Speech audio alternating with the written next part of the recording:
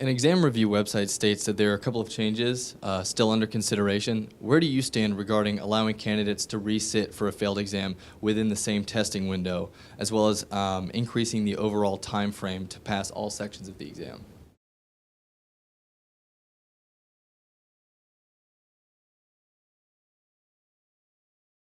Let me take those two in order. The first one having to do with resitting for a failed exam during a window. I don't think that's a good idea, and here's why. Because of the high level of statistical precision of the exam, the score that you get is very representative of what your real score is at the time you take it. In statistics, you undoubtedly have learned about standard deviation and standard error. There's a standard error that is very narrow for your score. So let's say that somebody gets a 57. The range of the scores that are probable for that individual is very close to 57. It might be 56 or 55 or 58, but it's not 23 and it's not 79. So when you take that exam today and get a 57, if you take it next week, you're going to get about a 57. And the only way you're going to change that is by additional study and understanding of the exam.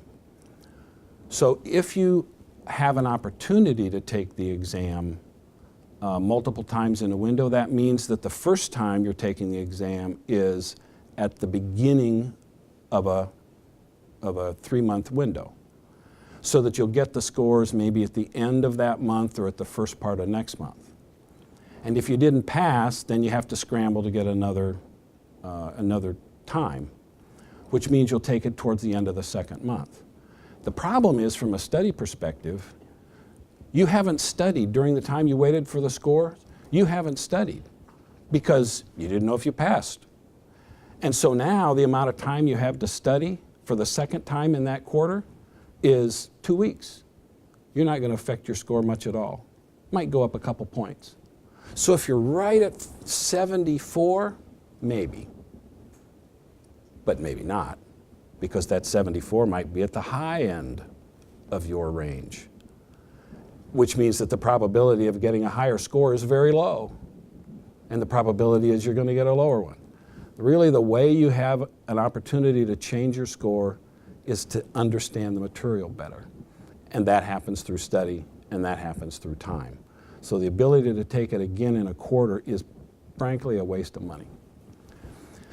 The second question about looking at the 18-month window, I think we should look at the 18-month window. And state boards of accountancy are. AICPA is encouraging the state boards of accountancy and NASBA to take a look at that and determine whether the 18-month window should expand to 24 months or some other time.